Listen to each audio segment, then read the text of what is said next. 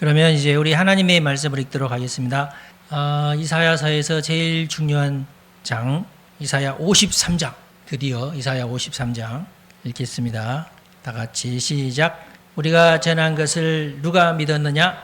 여호와의 팔이 누구에게 나타났느냐?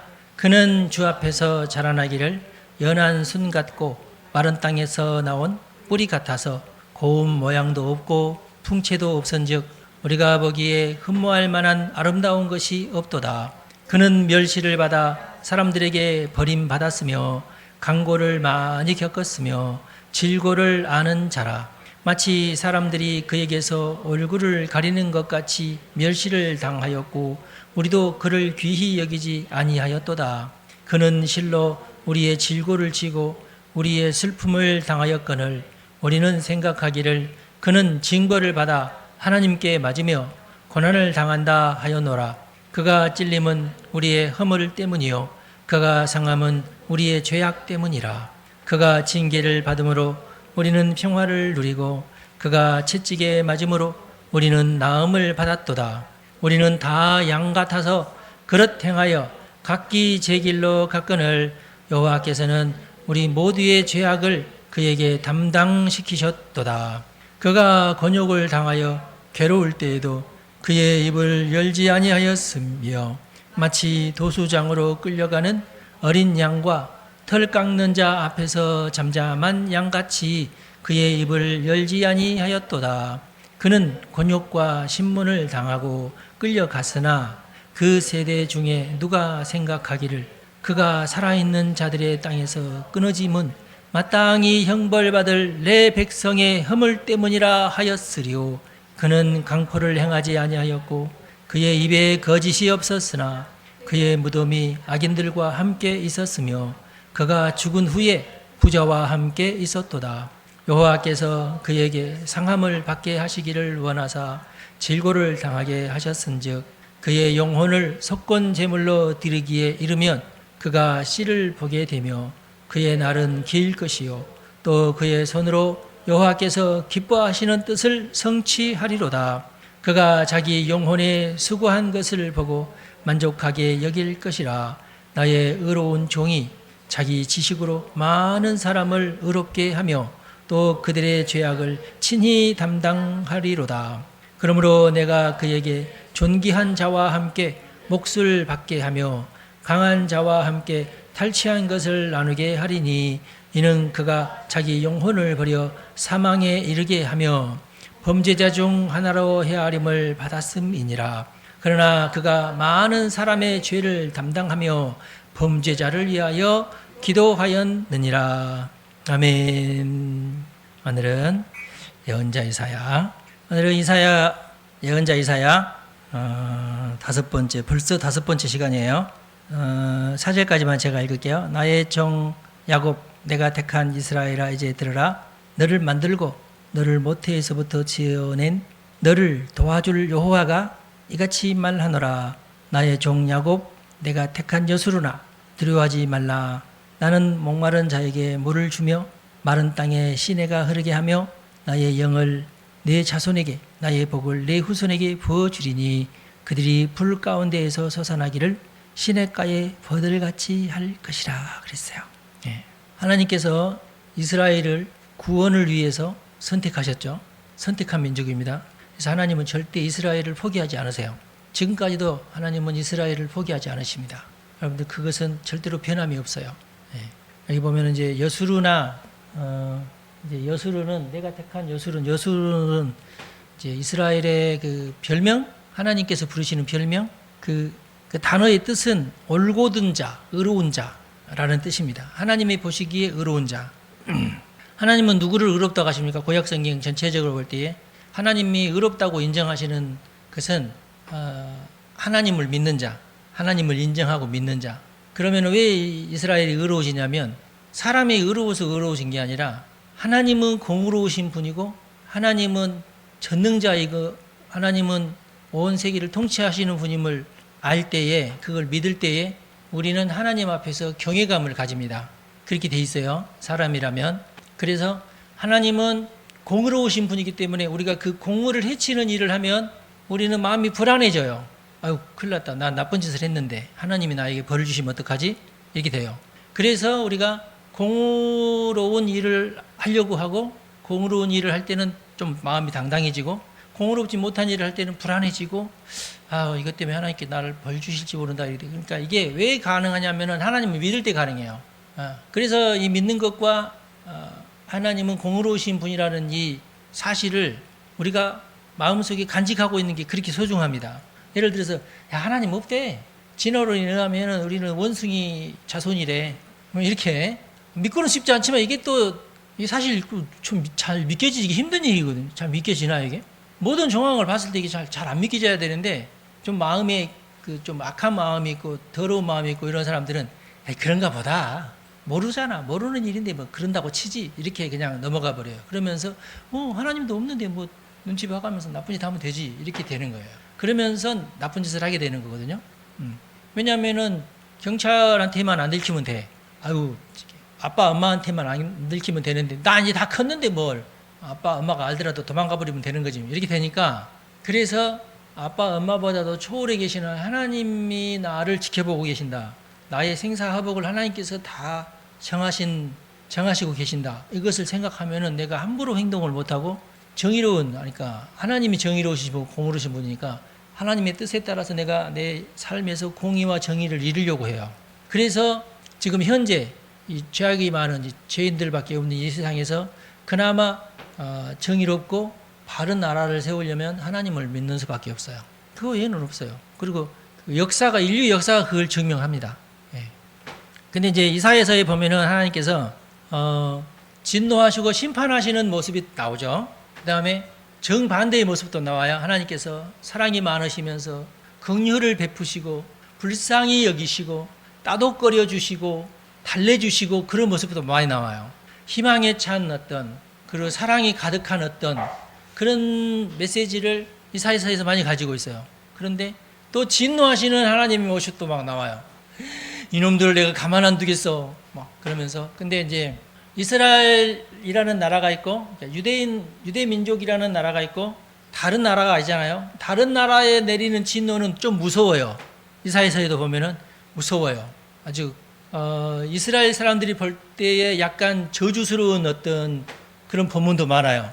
그런데 이스라엘을 향해서도 야단치시고 막 이놈들을 그렇게 하면 안 된다고 혼내는 그런 모습인데도 다른 이방 나라들을 향하는 것처럼 그렇게 매섭지는 않아요. 마치 이제 내 새끼를 내가 때린다는 느낌? 예. 똑같은 잘못을 했는데 남의 새끼는 내가 한 번 더 때려주고 싶은 마음이 생기고 내 새끼는 때리는 척만 하고 싶은 마음이 생기는 것이 나만 그런가? 어때요? 아직 얘기 안 나봐서 모르겠어요? 안 그런 것 같아? 안 때릴 것 같아? 반대일 것 같아. 좀 유교적이야 이게. 옛날에 유교 어르신들은 싸움이 나면은 지 새끼부터 막 때려 막. 내 그렇게 하지 말라고 그랬지, 싸우지 말라고 그랬지, 이리 와! 그러면서 자기 애기들을 막 먼저 때려.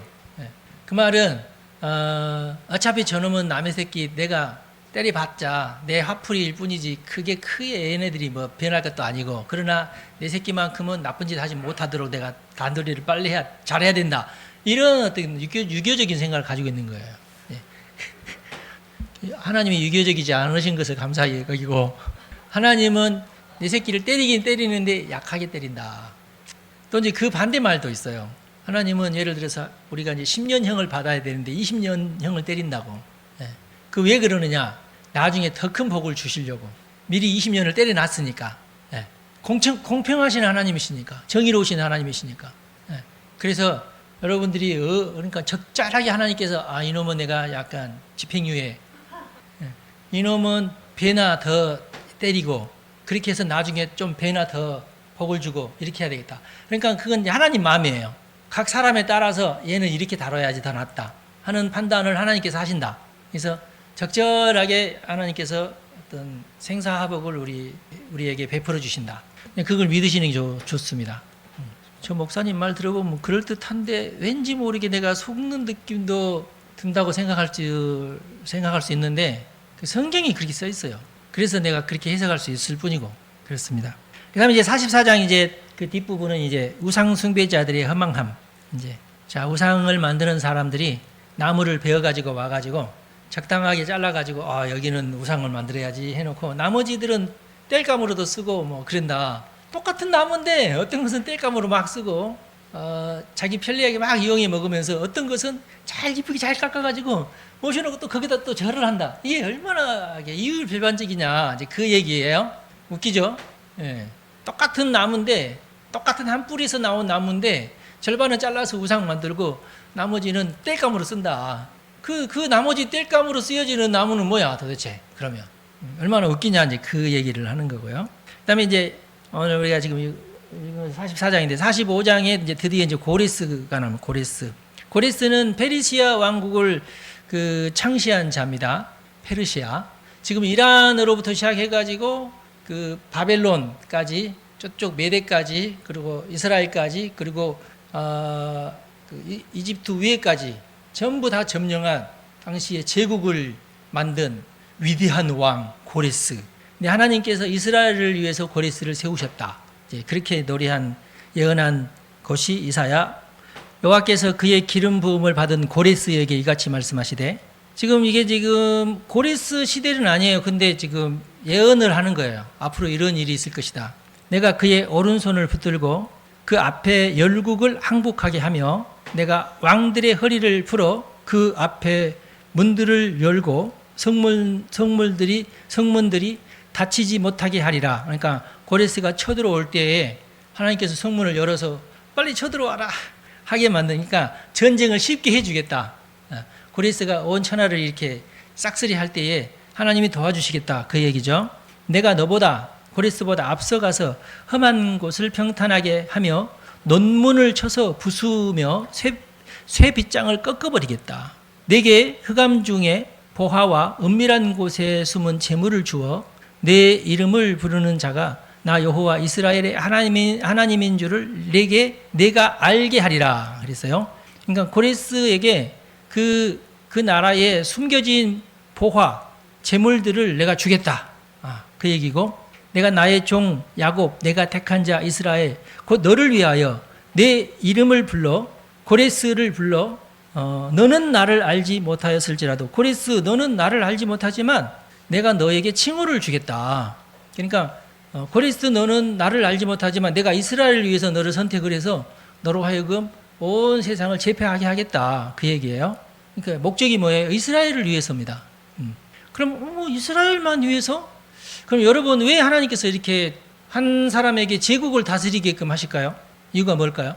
이스라엘 빼고 여러분 그 얼망졸망한 나라들끼리 서로 싸우면서 치고받고 막 전쟁하고 뭐 이러는 것을 하나님이 원하시는 게 아니고 한 사람 위대하신 징기스칸을 세워서 열국을 다 평정하게끔 하면은 그 제국이 건재할 동안은 전쟁은 없어요. 이해가 되시죠? 그게 훨씬 낫다는 거죠. 예, 우리를 위해서는. 지금 아프리카 보세요. 지금도 갈기갈기 찢어져가지고 걸리짝이잖아요. 그렇죠? 미국을 보세요. 한 나라가 됐잖아. 남북 전쟁을 통해서 그 피 터지는 전쟁을 통해서 결국은 나라가 두 개로 갈라지지 않고 하나가 되면서 온 미국 전체가 일단 자기들끼리 전쟁은 안 하잖아. 치고받고 정쟁을 해도 정치인들끼리 이렇게 치고받고 정쟁을 해도 국민들끼리 서로 네 편 내 편 하면서 막 총칼 막 남북 전쟁 때만 그랬지. 그 이후로 전쟁이 없잖아요. 자, 그래서 부국 강국이 되는 겁니다. 전쟁 때문에 소모하는 것이 어마어마하게 많아요, 사실은. 그래서 이 모든 전쟁도 하나님의 것인 것을 믿어야 됩니다. 그러나 고레스를 이렇게 하는 것은 역시 이사야서니까 이스라엘을 위해서다. 그런 것이에요. 해 뜨는 곳에서든지 지는 곳에서든지 나밖에 다른 이가 없는 줄을 알게 하리라. 나는 여호와라 다른 이가 없느니라. 나는 빛도 짓고 어둠도 창조하며 나는 평안도 짓고 환난도 창조하나니 나는 여호와라 이 모든 일들을 행하는 자니라 하였노라. 재미난 표현이 뭐냐면 15절에 보면은 재미난 모르겠어. 저만 재미있어 하는지 모르겠는데 구원자 이스라엘의 하나님이여 진실로 주는 스스로 숨어 계시는 하나님이시니이다. 누구로부터 숨어 계셔요? 고레스로부터 숨어 계시는 거죠. 계시된 하나님은 이스라엘에게만 계시된 하나님. 구약 성경의 특징이에요. 그러니까 고레스는 하나님의 종이고 하나님이 쓰시는 어떤 도구이지만 고레스에게 하나님께서 계시되지는 않아요. 고레스도 하나님을 섬기지도 않고 그런데 고레스의 치하에 있는 이스라엘에게는 하나님께서 계시를 하십니다. 내가 고레스를 통해 이렇게 하겠다. 이게 뭐야? 이스라엘에게는 계시가 되지만 이스라엘 외에는 계시되지 않는다. 신약에 와서 이게 완전히 바뀌었어요. 오직 이제 계시는 예수 그리스도를 통해서만 계시가 되는 거예요. 하나님의 영광이. 그리고 예수님 이후에는 또 누구를 통해서만? 성령을 통해서만. 누구에게? 그리스도인들에게만 이렇게 되는 거예요. 선택받은 자에게만 계시되는 하나님. 오늘날도 마찬가지예요. 그래서 하나님은 중국의 하나님이 아니다. 우리 그렇게 생각하면 안 돼요. 하나님은 온 우주의 하나님이십니다. 각 국의 하나님이시기도 하는데 그들에게는 숨겨져 계시는 하나님이시다. 그러면 하나님의 계시를 내가 알고 싶다. 그럴 때 어떻게 하느냐? 그럼 내가 그리스도인이 되는 거예요. 여러분들도 마찬가지죠. 그러니까 나는 교회는 다니지만 하나님을 잘 안 믿는다. 그럼 그 사람에게는 하나님 계시가 숨겨져 있는 거예요. 하나님에게 가까이 가면 가까이 갈수록 하나님의 계시가 그 사람한테 조금 더 선명하게 나타나겠죠. 그렇죠? 그런 원리를 우리가 여기서 짐작할 수 있어요. 그 다음에 이사야 46장 제가 이제 핵심적인 구절들만 3절 4절 야곱의 집이여 이스라엘 집에 남은 모든 자여 내게 들을지어다. 태에서 태어남으로부터 내게 안겼고 태에서 남으로부터 내게 업힌 너희여 너희가 노년에 이르기까지 내가 그리하겠고 백발이 되기까지 내가 너희를 품을 것이라. 내가 지었은즉 내가 업을 것이요 내가 품고 구하여 내리라. 너희가 나를 누구에게 비기며 누구와 짝하며 누구와 비교하여 서로 같다 하겠느냐? 11절에 보면은 내가 동쪽에서 사나운 날짐승을 부르며 먼 나라에서 나의 뜻을 이룰 사람을 부를 것이라. 내가 말하였은즉 반드시 이룰 것이요 계획하였은즉 반드시 시행하리라 그랬어요. 하나님은 사나운 날짐승이라도 하나님께서 부르겠다. 하나님의 뜻을 위해서 하나님께서 계획하신 대로 다 하겠다. 그런 의지를 하나님께서 지금 보이고 계시죠. 그런데 야곱의 집만큼은 야곱의 집은 이스라엘 민족이죠. 야곱의 집에 남아있는 모든 사람들은 내 말을 들어라. 너희들은 배에서 태어남으로부터 내게 안긴 자들이다. 이건 굉장히 내가 너희 부모야. 내가 태어날 때 너를 내가 안았어. 태어남으로부터 내게 엎였어. 내가 너희들을 업어 키웠어. 지금 그 얘기거든요. 할아버지처럼 너희들은 내 손자야. 내 새끼야. 내가 너희들을 업어서 키웠어. 근데 너희들이 늙었는데도 노년이 되는데도 내가 그렇게 했어. 백발이 되기까지 내가 너희를 품었어. 그러니까 이건 굉장히 이스라엘을 향한 따뜻한 부모의 사랑에 비유해서 하나님께서 자신의 사랑을 나타내고 계세요. 지금 이스라엘도 그러고 있어요. 물론 이제 그 이스라엘이 이제 신약 성경에 와서는 예수를 믿는 자들로 확대가 됐잖아요. 그러니까 여러분 모두에게 해당되는 말이에요. 교회 다니는 모든 사람들을 하나님께서 이렇게 품고 계신다. 보호하고 계신다. 여전히 예를 들어서 죄를 짓고 막 그러더라도 채찍질하시고 징계하시고 그러기는 하셔도 여전히 그들을 품어주신다. 다른 민족하고 너무 다른 모습이죠. 그 다음에 48장 12절 야곱아 내가 부른 이스라엘아 내게 들으라. 나는 그니 나는 처음이요 또 나는 마지막이라. 과연 내 손이 땅의 기초를 정하였고 내 오른손이 하늘을 폈나니 내가 그들을 부르면 그것들이 일제히 서느니라. 너희는 다 모여 들으라. 나 여호와가 사랑하는 자는 나의 기뻐하는 뜻을 바벨론에 행하리니 그의 팔이 갈대아인에게 임할 것이라. 그들 중에 누가 이 일들을 알게 하였느냐? 나 곧 내가 말하였고 또 내가 그를 부르며 그를 인도하였나니 그 길이 형통하리라 라고 말씀하고 있어요. 이것은 이제 하나님의 계획이 이스라엘 사람들한테는 미리 예고가 되었다는 얘기예요. 이사야서 전체가 마찬가지죠. 이미 일어나지 않았지만 미리 예고를 하는 거예요. 굉장히 중요하죠. 이런 것들이. 우리가 이제 이사야서를 보면서 택하신 백성들을 하나님께서 어떻게 아주 친밀하게 깊이 사랑하시는지에 대한 내용이 쭉 나오고 있고요. 그 사랑하시는 방법이 물론 이제 사람의 방법은 아니죠. 굉장히 치밀하시고 사랑을 먼저 하시고 징계할 거리가 있으면은 내가 너 징계할 거야 하고 경고도 하시고. 근데 이제 그런 경고를 무시하죠, 사람들이. 너네들 우상 숭배하지 말라고 내가 그렇게 말했는데 너 계속 우상 숭배하면 안 돼. 너 벌 받으려고 그러니? 그런데도 아유 저 예언자 딱 계속 아 시끄러워. 그러면서 또 가서 하나님 너무 화가 나셔. 또 그러면은 또 경고를 하셔. 너들 그러면은 끌려가리라. 너희들이 바벨론으로 끌려가리라. 아수르가 너네 내려와서 괴롭힐 거야.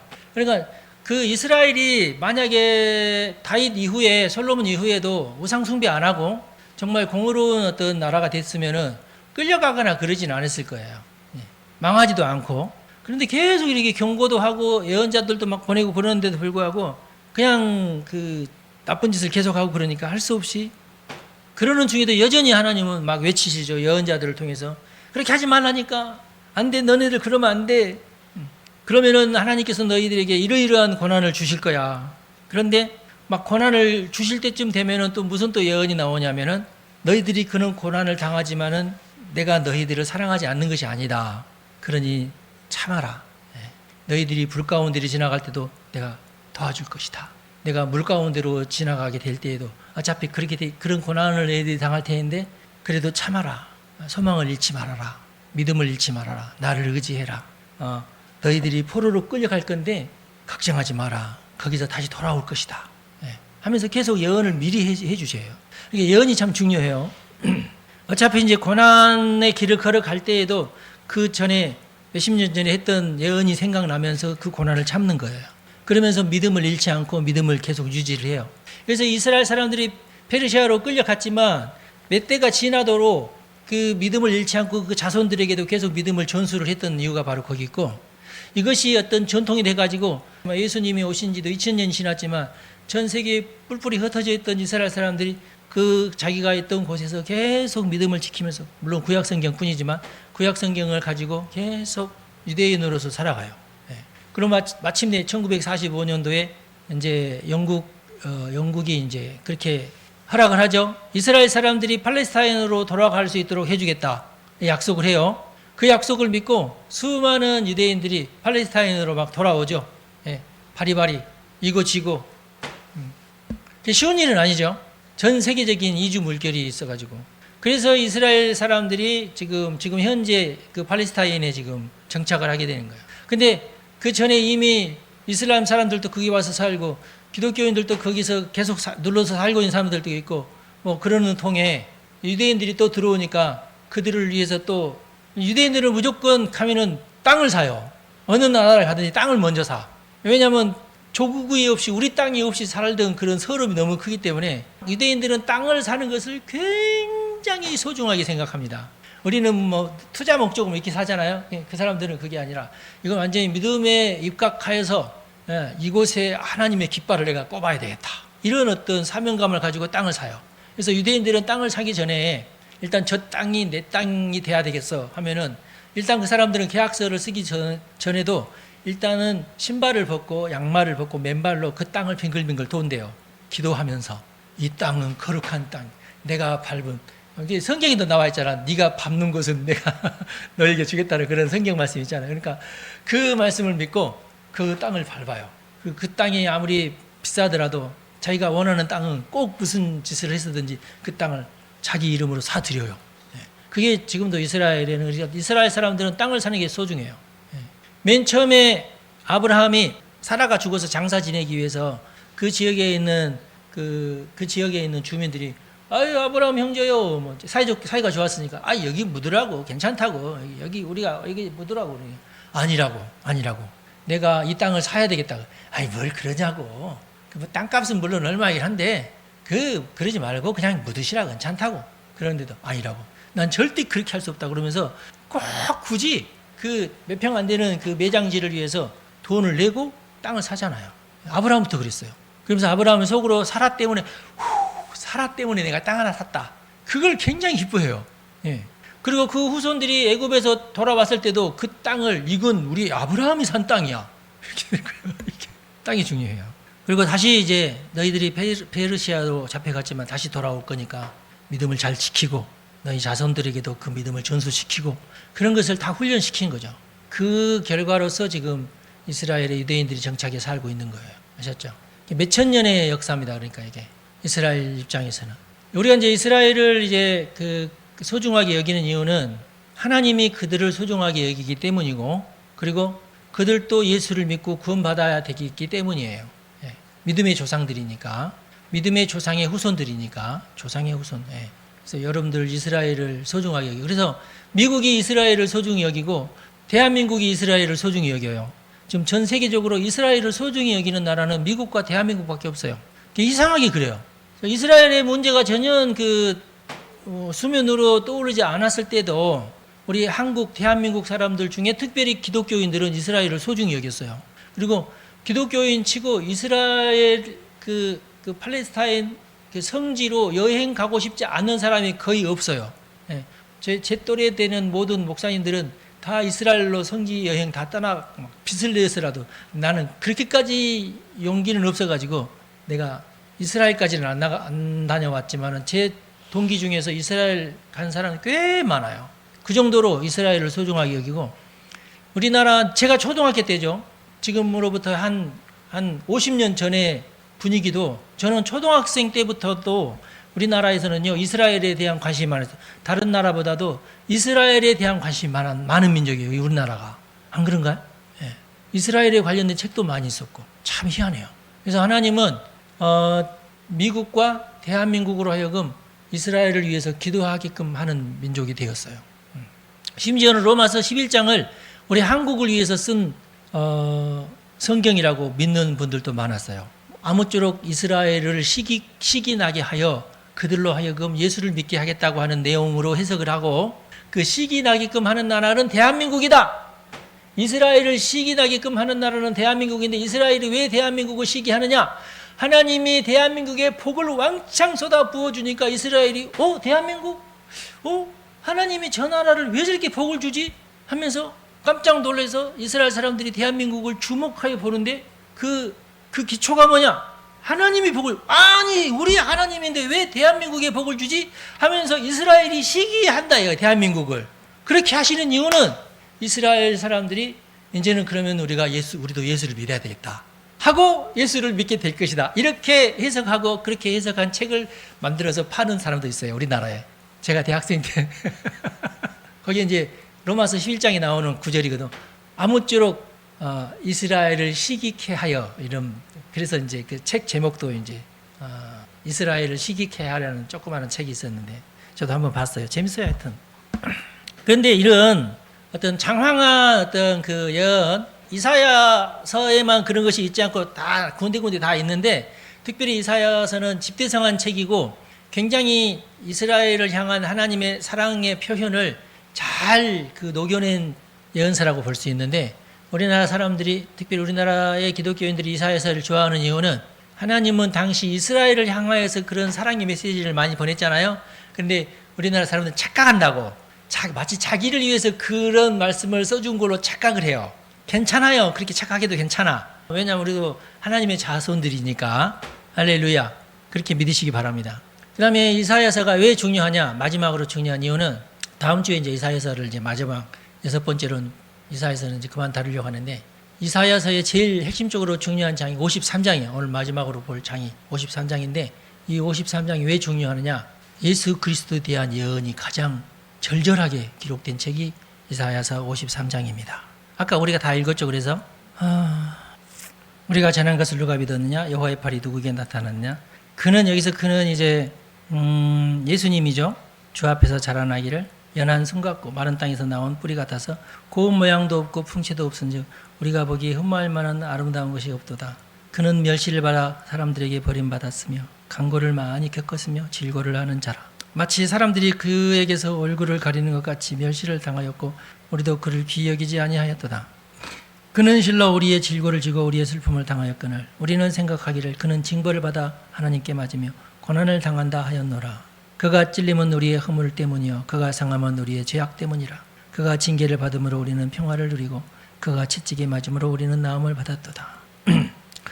이 예언은 당시에 이스라엘 사람 팔레스타인 포로로 끌려가고 고난 중에 하나님이 너희들을 보살피신다, 결국은 포로에서 너희들을 돌이키신다, 그런 여러 가지 예언 중에 이게 막 끼어 있는 거예요. 메시아의 예언이 막 중간중간에 막 끼어 있는 거예요.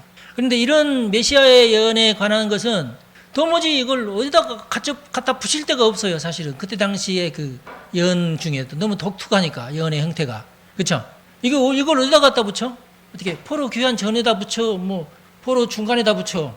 그가 누구야? 그가 찔림은 우리의 허물 때문이다. 우리의 허물 때문에 뭐 고리스가 그랬어? 안 돼, 이게. 그렇죠?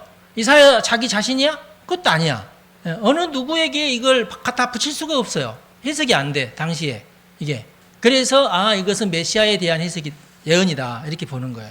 이해가 되시죠? 근데 이게 지금 누구예요? 이게 예수님이 그대로 당한 모습을 자기가 이제 환상으로 본 거 아니야. 이분은 메시아구나. 근데 이제 이사야도 좀 당황스러워. 자기가 생각하는 메시아는 이런 모습이 아닌데 이런 모습으로 메시아가 보여. 메시아가 아닌가? 뭔지는 모르는데 하여튼 그가 찔림은 우리의 허물 때문인 것 같아. 그가 상함은 우리의 죄악 때문이야. 이건 맞아. 자기 눈에 그렇게 이제 계시가 되는 거야. 그런데 그가 누군지는 몰라. 여러 가지 이제 그 천년왕국에 대한 계시도 있고 그러는데, 그러니까 이사야서의 예언 가운데는 당대에 이루어져야 될 예언, 그리고 자기 후대에 이루어져야 될 예언, 그리고 아주 먼 메시아가 나타났을 때 이루어져야 될 어떤 예언. 그런데 이제 이사야서로서는 짬뽕이 되는 거죠, 이게. 도대체 메시아가 오시는데 언제 오시는 거야? 그러면은 그 사자굴에 어린이가 손 놓고 이런 것도 메시아가 오시면 바로 이루어지는 거야? 헷갈렸겠죠? 그러니까 이제 이런 것들이 드문드문 이사야서에 있지만은 우리는 아직 그것까지는 아니죠. 그러니까 점진적인 구원인 거예요. 그러니까 업그레이드 되는 점점 이제 구원이 이루어져 가고 있는 거죠. 지금 우리는 그럼 어느 단계 지금 와 있는가 우리가 짐작을 해볼 수가 있어요. 지금 이 본문 말씀은 2000년 전 예수님께서 십자가에 달려 돌아가실 때의 모습이죠. 근데 이사야도 자기도 이게 뭔지 모르면서 지금 예언을 한 거야. 그러니까 도무지 이해가 안 돼. 짐작이 안 돼. 자기가 본 환상 가운데는 정말 하나님의 나라가 이 땅에 막 펼쳐지는 모습도 보이거든. 독사골에 어린이가 손 놓는 그런 모습도 막 보이고 이러니까. 근데 지금은 이제 성주가 독사골에 손 놓으면 이제 죽죠. 지금 아직 아닌가. 지금 그 상황은 우리가 이게 지금 우리로서도 지금 이해가 안 되죠. 어떻게 그렇게 가능하지? 하고. 그러나 그런 모습이 보인단 말이야. 하나님께서 이사야에게 보여줬어요. 보여줬으니까 안 적을 수는 없고 적긴 적는 거야. 이제. 예언이라는 게 참 이렇게 참 신기하기도 하고 하나님의 계획이라고 하는 것이 참. 하나님은 딱 내가 이렇게 하겠다. 막 이렇게 그 예언을 해. 이렇게 예언자에게 막 계시를 막 줘. 그렇게 하신 이유는 내가 꼭 그렇게 이룰 거니까. 하나님에게 약속을 하는 거야. 하나님도 신경을 나가지고 에이씨 다 때려치고 그러면 지구를 다시 만들어가지고 처음부터 다시 시작해. 그럴 수 있죠. 네, 그럴 수 있는데 그러면 이제 너 사라지고 나 사라지고 다 사라지고 또 다른 내가 나올지 어쩔지 난 모르잖아. 그런데 아니야. 난 너를 포기하지 않을 거야. 하고 하나님이 하나님에게 막 다짐을 하는 거야.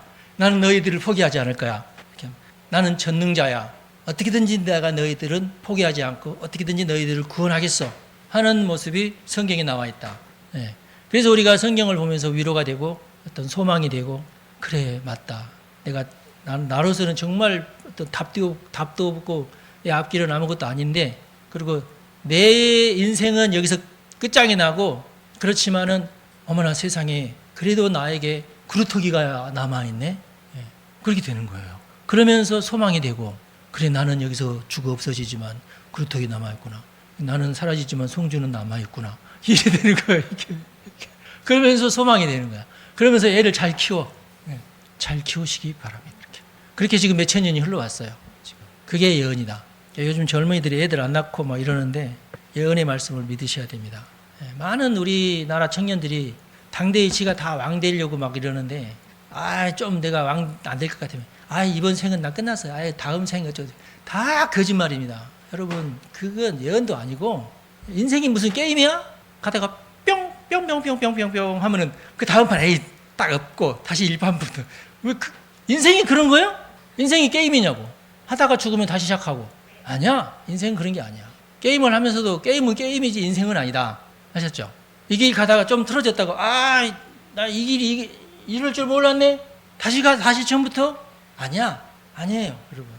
저도 그래요. 나도 무슨 인생 계획이 없었겠어요? 계획대로 되는 게 아니야. 인생이라는 게. 가다가 삐그러져. 서울역 앞에 노숙자들 보세요. 얼마나 많아. 그 사람들은 다 죄 짓고 다 실패한 인생들이야? 아니야. 그 사람 중에 어느 한 사람이라도 나는 이렇게 될 줄 몰랐다고 얘기하지 나 원래 이러려고 했다고 그러는 사람 없어. 예. 그런 사람한테 가서 아니 저기 나라에서 운영하는데 가면은 얼마나 좋은데 왜 안 가세요? 안 가. 예. 가면 신상 털려. 무슨 뜻인지 아시겠죠? 도저히 나의 신상까지 털려가면서 어디가 있을 수가 없어. 정착할 수가 없어. 그래서 서울역이 있는 거야. 그래서 서울역이 따뜻하고 좋아서가 아니야. 죽지 못해서 거기서 사는 거야. 다른 데 가서 누구한테 그러면 누구 어디 있던데 알려지게 되면은 곤란하니까 정처 없이 그렇게 있는 거야. 어마어마해요, 지금. 모든 인생. 미국은 더 많아. 미국 LA 뭐 어마어마하더만 보니까. 그 사람들 다 옛날부터 거지고 지금도 옛날에 회사 사장도 많고 주식으로 잘 나가는 애들 벤츠 타고 다니는 애들도 많고 그러는데 하루아침에 알거지가 돼가지고 그가 앉아 있는 거야. 아무도 몰라요. 그래서 그 사람들한테 당신 이번 인생 끝났어. 뭐 죽지 못해 사는 거야. 다음 생이 나는데 뭐 좀 여러분 그거 아니에요. 성경에는 답이 있어요. 여러분이 인생을 살다가 망가져도 괜찮아요. 괜찮아요. 아셨죠? 망가지라는 얘기는 아니야. 망가지라고 내가 이렇게 막 그렇게 하는 것도 아니야. 그래도 괜찮으니까 그냥 일어나라는 얘기야. 괜찮아. 세상에는 불행한 사람 어마어마하게 많아요. 눈에 부끄러워서 안 내놨을 뿐이지 어마어마하게 많은 불행한 사람들이 많다. 그러나 그 모든 사람을 하나님께서 돌보시고 그리고 우리의 삶은 여기서 끝나는 게 아니고 우리에게는 반드시 영생이 있다. 영원한 삶이 있다. 그것을 소망하면서 지금 이 나머지 몇십 년 안 되니 나머지의 삶을 성실하게 잘 살아야 돼요. 경건하게. 아셨죠? 꼭 이 생에서 성공 안 해도 돼.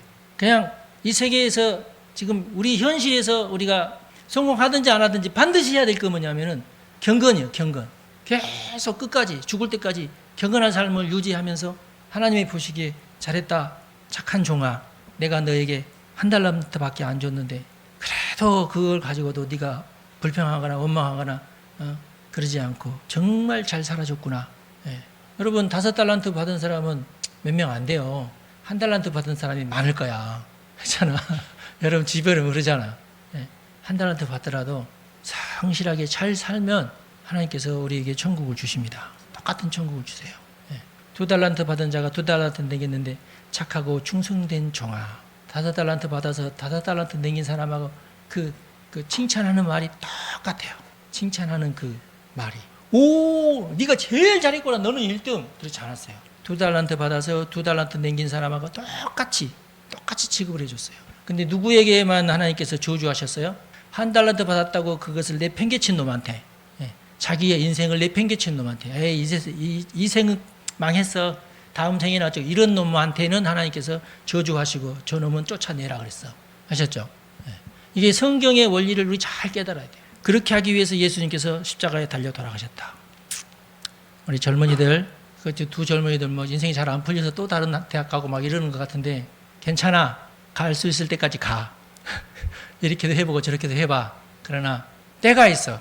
30이 넘어가면 안 돼. 30이 넘어가기 전에 애인도 만들고. 내가 이제 우리 모세하고 향이한테 했던 교육 중에 좀 빠진 게 있어. 되도록이면 빨리 애를 만들어라. 이걸 내가 교육을 하는 거야. 이럴 줄 알았으면 내가 빨리 할 텐데. 그런 얘기를. 애를 빨리 낳으세요. 사랑하는 사람을 빨리 만나서 30이 되기 전에 결혼을 하면 제일 좋고, 요즘은 그러면은 세상에 목사님 왜 그러냐 뭐 이럴지 모르겠는데 나는 30 이전에 결혼했어요. 그때 당시는 다 그랬어. 26이면 여성 26이면 이제 결혼 꼭 해야 되겠네 이런 나이가 됐어. 그때는 그랬어. 그리고 당시에는 전도사에게 사택을 줄 때 결혼을 하면은 사택을 줬거든. 그래서 결혼했어. 결혼하고 나서 몇 달 후에 전도사 가면서 사택으로 들어갔죠. 집 문제가 해결되잖아 그러면. 물론 이제 그건 이제 내 사정이고, 그러나 어떻든지 크고 좋은 아파트에서 시작하려고 하지 말고 그냥 쪽방이라도 시작하는 게 제일 좋고, 그러다 보면은 살다 보면은 좀 더 넓은 데로 이사 가게 돼 있고 살림 불어나게 돼 있고 그러는 거예요. 부자가 돼가지고 결혼할 생각하지 말고 결혼해서 부자 될 생각을 해야 된다. 그게 최고다. 젊음을 낭비하지 말고 그렇게 사세요. 한 번뿐인 인생 절대 그렇게 생각하지 마세요. 한 번뿐인 인생이 아니야. 영원한 인생이야. 앞으로 영원히 내가 살아야 되는데 지혜롭게 살아야 돼요. 아셨죠? 축복합니다. 기도하겠습니다. 우리의 죄를 위해서, 우리의 모든 저주를 위해서 십자가에 달리신 예수님, 하나님은 이스라엘을 향하여서 어마어마한 사랑을 표현하시고 약속한 대로 그 모든 사랑을 베풀어 주신 것을 인해서 참으로 감사합니다.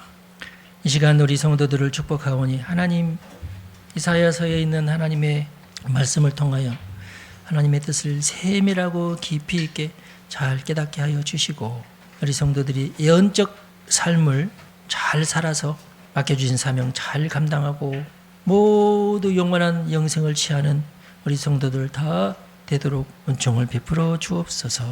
우리 주 예수님의 이름으로 기도합니다. 아멘. 여러분 축복합니다.